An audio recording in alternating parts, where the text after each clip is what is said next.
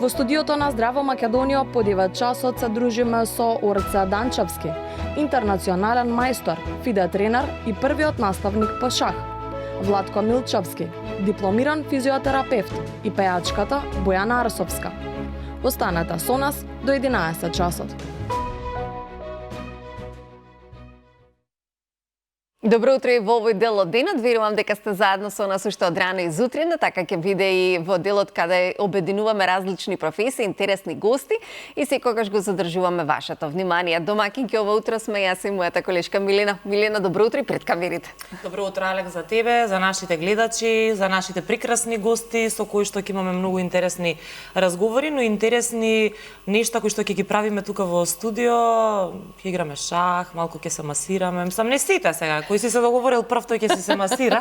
Како и да е, посакувам да останете со нас до самиот крај, затоа што навистина ви подготвивме едно интересно издание на Здраво Македонија. Така е, но како што е редот да си ги поздравим уште еднаш гостите кои се заедно со нас во студиото, веднаш дома на Владко Милчевски за прв пат во студиото на Здраво Македонија. Владко, добро утро и добре ни дојде. Добро утро, добро ве најдов. Ви благодарам многу на поканата.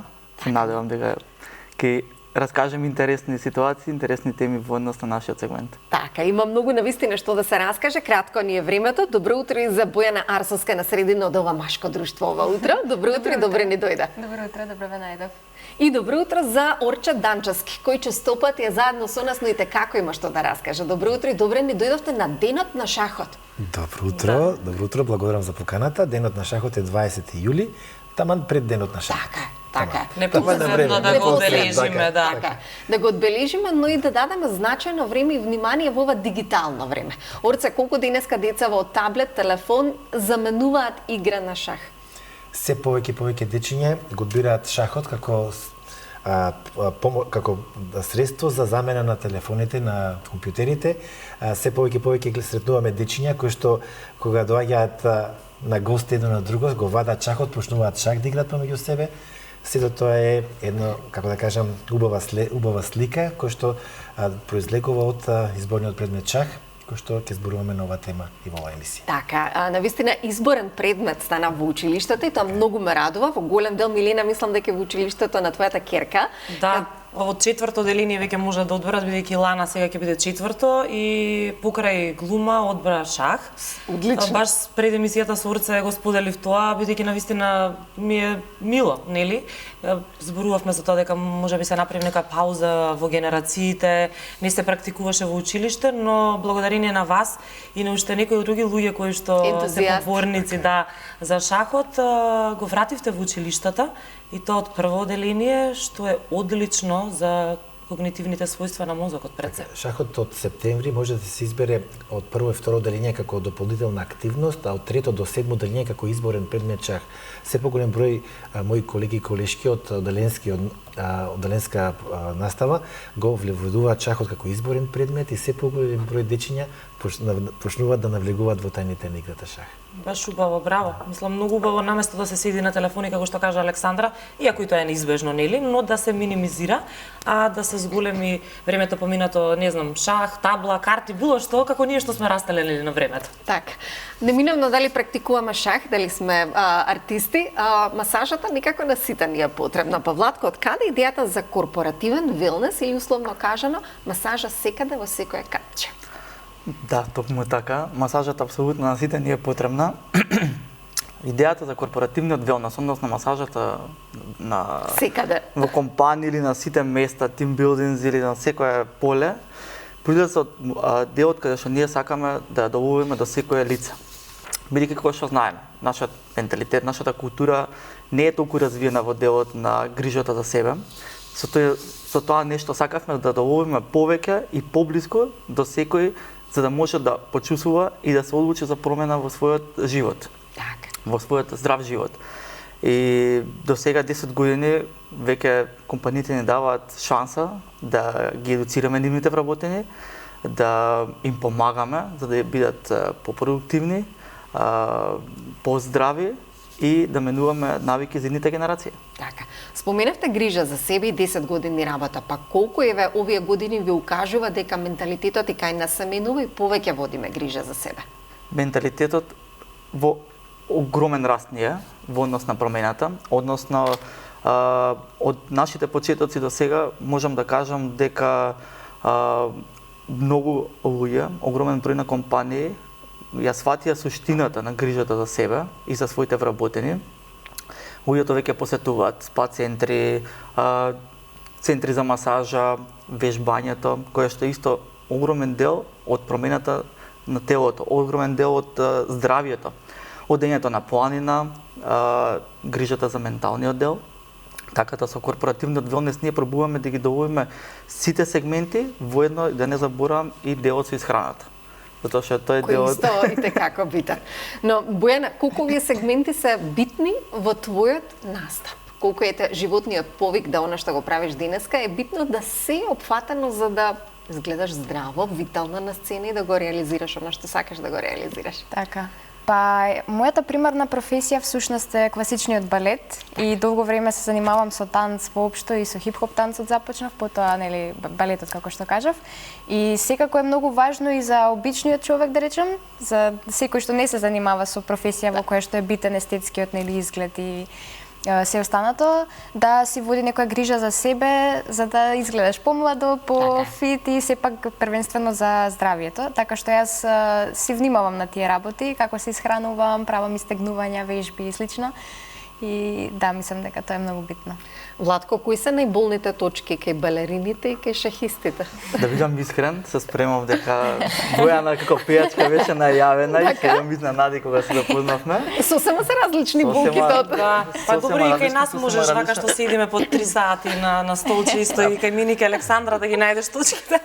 Односно ќе ви дадам еден подетелен Диагноза, извештај да. во однос на седењето на столчињата. Може. Во однос на работата на Бојана, претпоставам дека и она како што знае, во делот во балерината, во танците, страдаат многу зглобовите, страдаат меките сврзни ткива, каде што им треба флексибилност, каде што им треба растегливост и цврстина. Во тој дел самата си ги спомна вежбите, каде што се затегнува, се прави припрема пред активност, за да може да предотврати од одредени повреди.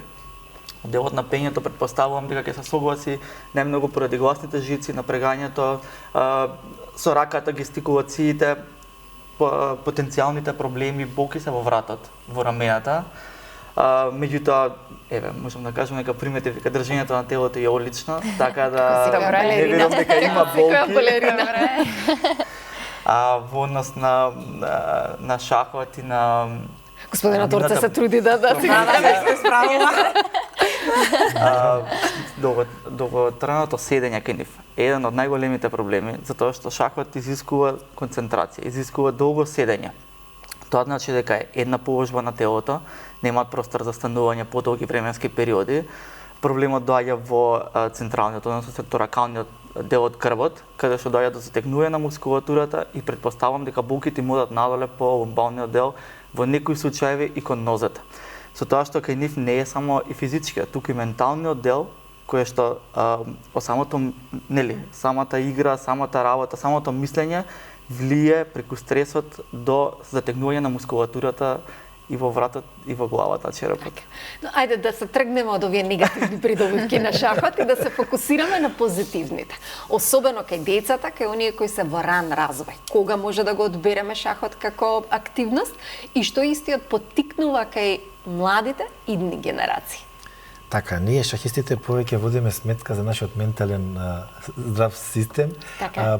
Малку помалку имаме време за одвојување на некои поголеми физички активности, но сепак тоа е многу важен сегмент. Само би се надоврзал со Владче. Големите светски имиња, шаховски имиња, почнувајќи од Карлсен, од Ѓукеш, од сите млади шахисти Синдаров, во својот припремен период, освен на шаховско ниво, на шаховско поле, многу обрнуваат внимание на својот физички потенцијал и физичка припременост. Затоа што шаховската партија трае од 4 до 6 часа и освен нормално шаховското знаење, концентрацијата е примарно, но многу е важно и самата физичка подготовка, затоа што на крај победува примерно двајца еднакви шахисти, победува тој што има подобар физичка кондиција. Поиздржливиот. Да, поиздржливиот. Какви се во Македонија подготовките? Вака, ние претешно, јас со моите ученици се подготвуваме на шаховско поле. Делот, тој вториот дел е оставен на самите нив, на нивните родители, на нивната околина, како тоа ќе го спроведат. За шахот сега да се вратиме на прашањето кога треба да се почне шах, зошто треба да се почне, која е идеална возраст. На новите истражувања, но и во минатото, шахот, идеалното време за почнување на шахот како спорт се препорачува 5-6 годишна возраст. Значи, од најмала возраст, детето да се запознае со играта шах. Нормално тоа запознавање не треба да биде на професионална база, треба да биде по пат на игра, со разни мини игри, со разни игри кои што го вклучуваат шахот во таа област. Така да, постојат сега модерната технологија ни овозможни по пат на шаховски апликации да се спуштиме во градинка. Тука имаме на прекрасна апликација Александра Течи Чес, каде што дечињата по пат на игри, на мини игри, на шаховски игри, на игри сврзани со шаховски фигурчиња, се запознаваат со основните правила на играта шах и самата игра која ќе се прилагоди во вид на видеоигра, учењето каде дечињата е многу подобро и 100%. Се сакаме да прилагодиме и да насочиме кон модерната технологија, но колку AI може да ве замени? Тројцата ве прашувам како професија. Еве, Орца, започнете вие. Да масираме со вас. AI заменува едукацијата во шахот. Самото играње во шахот не може да го замени, зашто ние ја исклучивме AI во нашата фела. Шахистите не се надпреваруваат со вештачка интелигенција, ние немаме никаков предизвик да играме со компјутер или со шаховска програма или сега Алфа Зеро како вештачка интелигенција, ние си играме помеѓу себе. Значи, нашиот предизвик е човекот од следната страна, така да, али во едукацијата на шахот... Придонесува. Тоа е незаменлив дел. Доколку некој сака да дознае некои информации за минатото на шахот, почетоците, нели, ама добро, тоа секој секој област, во отварањето, во седишницата, во завршницата, во психолошката подготовка, во исхраната за време на партија пред, после, конзумацијата на пијалоци, кафе, кога, како, AI е веќе најдобар тренер. Одлично. Да. Добре да се знае дека не ја заменува, само ја надополнува и прилагодува професијата, што се вели на новото време. Бојана? Па јас колку што не сакам да верувам, толку и сакам да мислам дека AI нас не може да не замени, конкретно во моите две професии, балетот и во пењето. Иако има артисти создадени од AI. Знам, што имаат и извонредни номери. Се повеќе се прават песни каде што е вклучен AI, нели, вештачка интелигенција, и звукот не е ист, а пред се емоцијата не е иста. Мислам дека ние луѓето што имаме таа емоција не може да се долови со AI и тоа што можеме ние да го дадеме, така што јас сум против. Дел од музичарите велат дека да, можеби обичниот народ или оној кој што не е музички образован, можеби нема да забележи, но оние што се едуцирани во музиката и кои што ја познаваат музиката и како што од првиот момент знаат што е направено, отпеано, отсвирено од човек, а има и многу музичари кои што не се нафаќаат да бидат дел од некоја номера, доколку нивниот инструмент кој што претходно го свиреле тие, да биде сега направено преку вештачка интелигенција, што мислам дека е за поздрав. Така.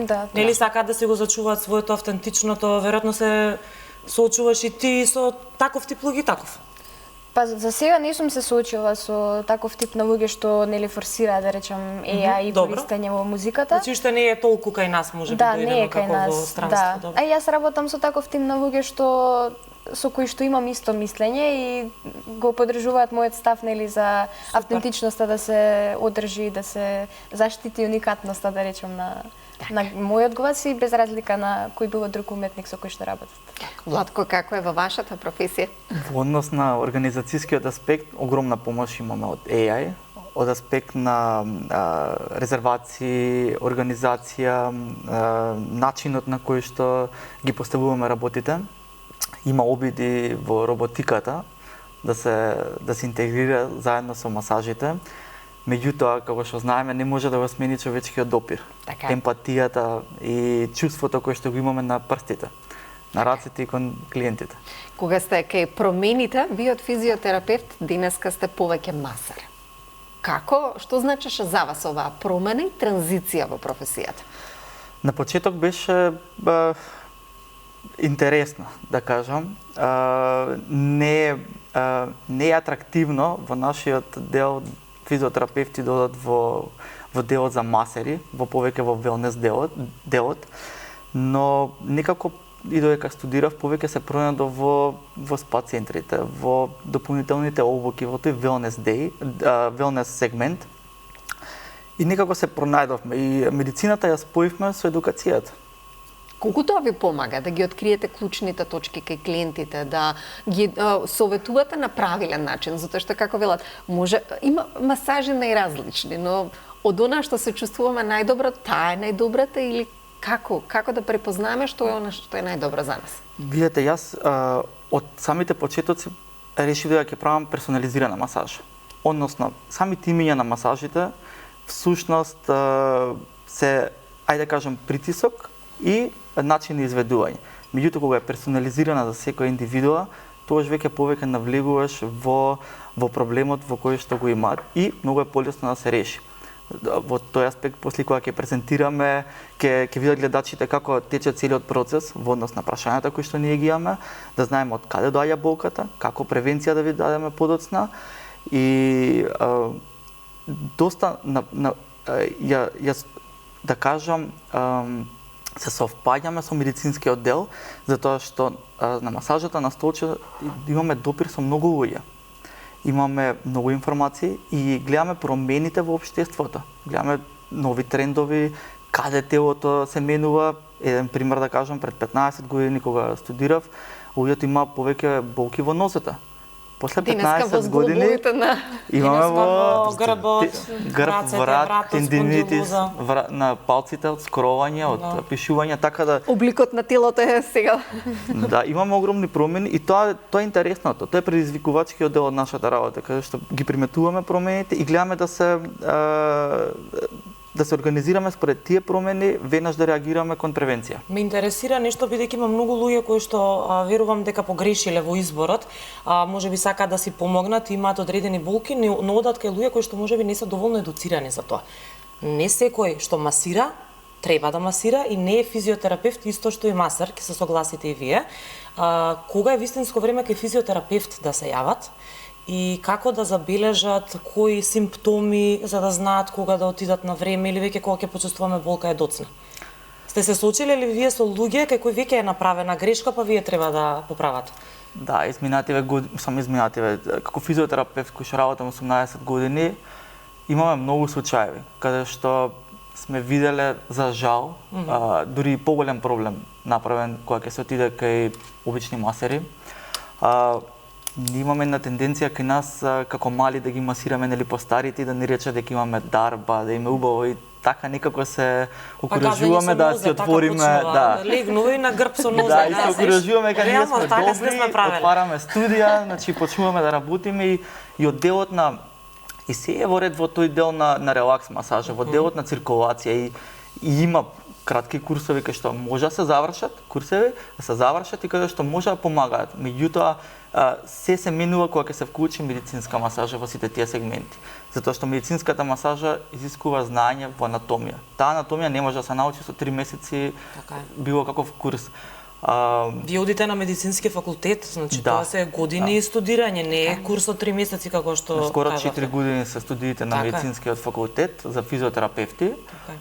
Воедно праксата е паралелна со студиите каде што имаме реални случаи со клиенти. Често ни се случува, како што спомнав, да дојдат посетата за на физиотерапевт искрено треба да биде многу поредовно отколку што кај нас се прави, односно некоја ќе не заболи, се практикува, некоја ќе не заболи. Туку треба да правиме барем еднаш годишно, зависно од старосната граница, од работното место и во однос на стресот, ќе кажам. Бидејќи не само стресот ни доаѓа од работното место, некогаш ни доаѓа од приватниот живот. А самото тоа ни прави да имаме последици на нашето тело. Редовна посета, редовни масажи и еден совет до сите дечињата. Пошто спомнавме дечиња преска во најавата, сега од најрана возраст веќе дечињата почнуваат да почувствуваат болки. Зошто е тоа? Дали во растењето? Значи, од каде поттикнуваат? Дали постојаната активност, можеби не застанувањето во текот на денот? Па би рекол дека не е од постојаната активност. Ние Подобро мислам дека тоа. сме растени, активни и ги немавме болките на последен случај на 6 години. На 6 Болки години. во грб, да. 6 годишно дете. 6 годишно дете. Значи имаме, верувате, ме прашаа пред некое време од како ви е старосната граница на клиенти. Ние навистина имаме од дечиња, мали, До највозрастни. до највозрастни. И мислам дека повеќе треба фокусот од родителите и едукацијата, ама буквално од најмала возраст. Кога мислиме дека не разбираат, всушност они разбираат. Самото седење, самите мали насоки, јас не викам да се тргнат телефоните или телевизија. Сите сме гледале телевизија, ајде, денешно време таблети, меѓутоа начинот на кој што седат, начинот на кој што е поставен таблетот, телефонот, нивните очи, ние најчесто ги занемаруваме тие работи, кај децата, а се многу важни. Тажно е тоа што ни се случува, но да се тука сме за да превенираме и промениме, но Бојана да се фокусираме на убавите работи. Од сите песни кои што досега ги имате изведено, тука ни е Боја, тука ни е Никогаш доволно, 4. Така е. Што ви може би најдраго? Која е емоцијата која што најмногу сте во песна во која што најмногу сте ја подарили? Што следно е од вас? Ова е многу тешко прашање за мене, бидејќи првата песна ми е посекако драга, бидејќи ми е прва. Така. Да, меѓутоа баш вчера тоа размислав дека секоја наредна песна која што подготвувам и ја вадам нели во етерот, ми е исто како да ми е прва и сум исто возбудена за песната, така што би ја издвоила 4 како најдрага, можеби затоа што е соработка со Дупер, да, бидејќи некако многу убаво кликнавме од првиот момент кога се запознавме и сега соработката ни тече, да речам, безпрекорно. Прекрасни се момците, така. Да не се урочиме, ама имаме и дружба надвор од професионалниот свет, нели? И Тоа е убаво кога е испреплетена. Затоа и музиката мислам дека испега такава каква што е. А и Борис за мене е музички гениалец и мислам дека он секое парче музика што го вади е многу добро и нема утка и стварно ми е мило што работам со нив. Двајцата се музички гениалци кои направија огромна промена на македонската музичка сцена. Но Орце, кога сме кај вас, кој е гениалецот од кој вие учевте и кој е гениалецот кој што сакате да го создадете? Кој ве мотивира и инспирира секојдневно? Па мојот идол кој што на некој начин беше мојот патоказ во мојот професионален свет е Гари Каспаров. Значи тој е бившите светски прваци во мое време кога јас бев млад. Неговата психолошка стабилност, особено неговата безпрекорна борба, секоја партија на победа, кај мене се појави желбата да го следам, да бидам како мој идол, шаховски идол. А како што споменува времињата, колку што го сакав Гари Каспаров, сите негови партии ги знаев на памет, сите негови идеи се изанализирани, сите негови книги ги имам купено, ги студирано. Со појавата на Магнус Карлсен, денешниот број 1, 14 години е неприкосновен број 1 на светската рейтинг листа, тој е шаховскиот гений. Значи, Што го прави 14 години да не може никој да го победи, според вас? Да, Магнус Карлсен е, ние го викаме Моцарт во шахот. Тој од најмала возраст пројава таква имагинација, таква креативност кој што ги надмина и Каспаров, и Фишер, и Карпов. Во минатото, во шахот постојат два генерални стила. Едниот е изразен тактички стил, каде што доаѓа во израз тактичката подготвеност на шахистот, со жртви, со динамика, со напад, со така малку поагресивен стил на игра. И вториот стил е стратегијата, доминацијата на стратегијата, на стратегискиот начин на размислување, како што беше Карпов, Петросјан, каде што доминираат смиреноста, борбата за секоја поле, едноставно игра на долг тек, додека Магнус Карлсен успе да ги соведе двете работи во едно. Он е неприкосновен во тактичкиот дел, во пресметката на варијантата, неприкосновен е во правењето на плановите и неприкосновен е неговата тајна е во познавањето на завршниците. Шаховската партија се дели на 3 дела: отварање, средишница и завршница. Едноставно неговата доминација во светскиот шах е во самите завршници. Доаѓаат сите сме на некој начин запознаати со тактиката, со стратегијата, но кога дојдеме во завршницата со помал број фигурчиња, неговата безпрекорна меморија, Само ќе кажем еден податок, Магнус Карстен и во својата глава има 30.000 партии меморирано. Од првиот до последниот потек, со клучните моменти, име и презиме и каде е играна таа партија. Тоа е нешто Никако денеска забораваме да ги меморираме работите, многу ни е поедноставно да ги запишеме, забележиме и да ги ставиме некаде во дигитална меморија. Но ајде, имаме привилегија да имате онлайн часови, има привилегија да држите часови за сите оние кои сакате и во училиштата, да имаме привилегијата и преку малите екрани. Јас ќе го замолам колегата која е зад камерата да го даде фокусот на таблата која што имате пред вас и заедно со колешката Милина да ги покажете основни чекори што треба да ги окей, ако досакаш ти дојде. Една основни чекори што треба да ги знаат сите кои сакаат да го започнат шахот да го учат како хоби, може би нешто што ќе биде интересно. Тоа ми е една мана што не сум научила шах, ама може би сега Орце ќе ми помогнете. Баш размислувам што да покажам и ми дојде на памет една од најважните работи при почнување на играта шах. Зборуваме за дечиња од 5-6 годинки, е така наречениот школски мат. Овој мат настанува во огромен број на партии, кога почнуваат дечињата да играат шах, и особено тие што само што навлегуваат во играта, и се потези кои што многу често се користат и многу често се случува на самите тие детски надпревари. Ајде да го видиме тој шаховски мат. Школски мат. Школски мат, извине. Е4, значи, како што реков, шаховската, една мала кратка едукација. Шаховската партија се состои од 3 дела. Отварање, средишница и завршница. Првите 10 до 12 потези во партијата е така наречено шаховско отварање. Има 3 golden rules за добро играње во отварањето. Пионче во центарот на таблата, по линијата E4, D4, D5 и E5 е шаховскиот центар, тој е најважниот дел од шаховската табла. Почнувајќи од првиот потек, играчот треба своите фигурчиња да ги насочува во центарот, да ги завзима или да ги контролира. Тоа е правило број 1. Второто правило е брз развој на лесните фигури и третото правило е брзо да се направи рокада. Кралот да се стави во замок на сигурно место, за да можат фигурчињата да тргнат во напад, во лов на противничкиот крал.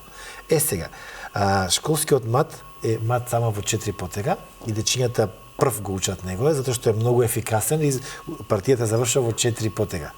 E4, E5, двата играча го почитуваат правилото, пионче во центарот на таблат. Сега потегот е дама на H5. Излегуваме со дамата и го напаѓаме пиончето на E5, пиончето на F7 и пиончето на H7. Но овие пиончиња се заштитени со топот и со кралот. Значи единствениот напад е на пиончето на E5. Најдобрата одбрана е потегот скокаш на C6 и голем број дечиња успева да го најдат со коњот да го брани пиончето, затоа што е нападнат со дамата. Ловец на C4, тој е еден потез кој што многу често децата, бидејќи сега сте на почеток, се многу возбудени, не може да се сконцентрираат, бидејќи најважна работа кај малите дечиња што многу тешко постигнуваат концентрација и не ја забележуваат заканата што овој момент ја прави белиот и почнуваат по 3 golden rules, значи да ги развиваат своите фигурчиња, но следува шах мат. Мат во 4 потези. Ловецот ја штити кралицата, кралицата го напаѓа кралот, кралот нема да игра и во последно време во мода се враќа стариот начин на предавање на партијата, вака права дечињата. Спуштање кралот и поведење на белиот. Ви благодарам за оваа кратка едукација. За сите кои се дома, го користат летниот одмор, тоа може да го направат и онлайн, да ги посетат вашите часови кои што се бесплатни, за да можат да влезат во светот на шахот, а потоа и да ве посетат на едукација или едноставно да го одберат како училишен предмет. Данчевски.мк е Шаховската академија Данчевски, каде што само на кратко имаме 2 основни цели во нашата екзистенција. Првото е воведување на шахот како изборен предмет во што поголем број на училишта во Република Македонија, затоа се надевам ќе зборувам малку покасно. И второто е работа со талентирани деца од цела Македонија и од диаспората. Значи, таму е поставен првиот степен од мојата шаховска школа, е бесплатен во вид на видео лекции на мојот YouTube канал. Значи, секој детенце има 11 лекции кои што се потребни да ги научи основните правила во играта шах. Одлично. Како се движат фигурчињата, шахмат, пат, реми, рокада, сите основни елементи и кои ќе ги научат сите тие работи, тогаш може да се јават во Доволно академијата. за да влезат во светот на Така, шахот. тоа, Дали така. може повозрастни деца да ги следат Зошто часовите? да не? Тоа е бесплатно.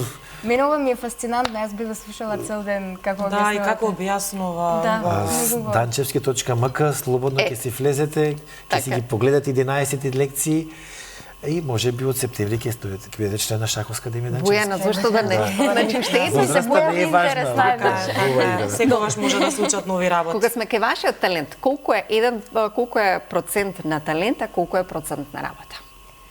Па талентот секако е потребен, но тој за да се развива мора да се подкрепи со напорна работа, бидејќи без тоа и талентот се потиснува и секогаш испливува тој што понапорно работи, така што би рекла дека со труд и посветеност се постигнува многу повеќе него со талент, да. Од кого наследивте вие вашиот талент? Мама, тато, баба, дедо? Немаме некој во семејството што се занимавал со балет конкретно, меѓутоа мојот дедо се занимавал со играорство. Одлично. Да, така што може би од него имам наследено и секако има добар глас. Ама еве би кажала дека сум прва во семејството што Добро, тебе што нека ги почне. поседува, да. Професионално се посвети. Која ти е Да. омилена песна приватно?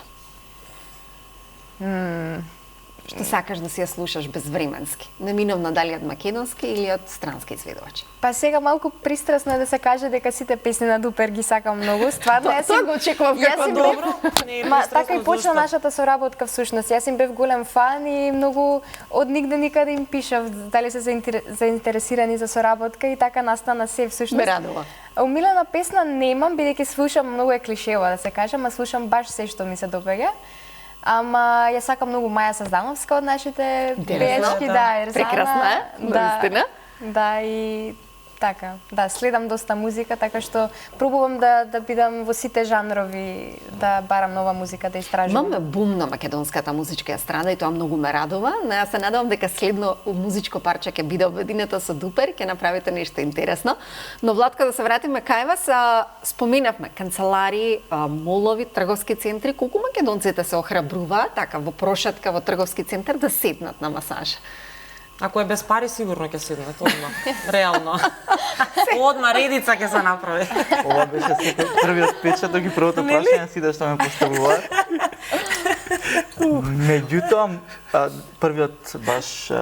првиот настав во мол, да кажам, пред 3 години, истите реакции ги имавме од типот на дали ние ќе седнеме, дали ќе има луѓе, дали ќе... Се срамат ли македонците да придат, да прашаат? Не, баш бевме изненадени. Токму поради тоа и оваа трета година ни беше гостување.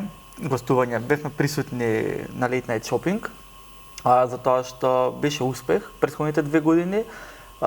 Сакаат луѓето, како што реков и претходно, сакаат промени, сакаат да пробуваат, сакаат да се грижат.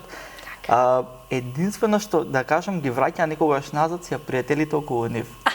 Ајде, јас нема да не раскажувам, да Александра нема покажеме. проблем со тоа, ќе седне веднаш. Повели Владко, повели кон Ние ги гледаме тука. нашето катче, вака од позади нашите гости, повели. Благодарам. Да не раскажуваме, масажата е убаво да се покаже, за тоа како и каде може да ја направите вие. Ова е столчето. Денеска одлучи во панталони да се облечам за да тоа може да изгледа. Мојата шминка ќе биде оштетена. Кога ти кажа Форца да седне, ти не му даваш местото. Некоја трепка за не остане. За целиот процес да функционира безпрекорно, најдобро е да си ги подвиткате нозете во подколениците, малце поназад да си седнете. Ето така. Александра веќе има искуство еднаш и мислам дека поради тоа Се охрабрувам. се охрабруваме. Со амбиент, со се, колку е важен и амбиентот и дали е важна тука и музиката или Многу е воопшто не важно. треба да Ние има си музика? носиме и музика, зависно од приликата, дали ќе биде тотално инструментална, дали ќе биде со глас. Значи, А никој народна музика побарал да има? Па све кај сме да имали знам, све има, ситуација, така? буквално сме мапирали од деца до heavy metal музика. Така да секој се опушта на свој начин. Така е, Во така е. компанија не. Секако ние одбираме музиката, нема опција за За избора. Ама индивидуално кога е? Кога индивидуално секој сам си бира музика кој што сака и ние си ја пуштаме и си уживаат. Александра, кажувај песна. Сериозна сум. Која песна сакаш да ти ја пуштам да уживаш? А на крај клиентот треба да биде задоволен, или тоа е целата Секако сите услови поента? мора да се исполнат. Кафе Дел Мар може, Милена, нешто. Така. Абе, дај нешто повесало, ајде сега, ќе заспиеме сите тука. Молим те нешто повесало така. Оставам на тебе и на твојот избор, што Ајде. ќе ми приредиш како амбиент и атмосфера. Владко, ја навалувам главата овдека, значи ми се овој процес, така? Си го ставате лицето внатре во дупката, Ако рацете изгледам поинаку напред. по масажата, нема да ни замерат. Добро. Се надевам дека микрофоните се исклучени, нема многу да слушам Александра како ќе се жали од притисокот, Стисни, бидејќи стисни, почесто Владче. се масира. А целиот процес ни почнува со анализа, со анализа ги на појави телото. супер. Ова е за Кажи ми, релаксирање. Александра, дали имаш некакви болки, скоченувања? Работното место не ми создава воопшто болки. Добар маркетинг трик. Правиме се анализа на мускулатурата. Поминуваме 2 до 3 минути. Прошуваме дали има некаква медицинска кондиција, дали имаш некакви болки, Така. повреди, некакви искривувања што претходно си ги направила при испитување. Доколку има, се задржуваме на тој сегмент. Доколку нема, продолжуваме кон масажата и обработување на мускулните ткива.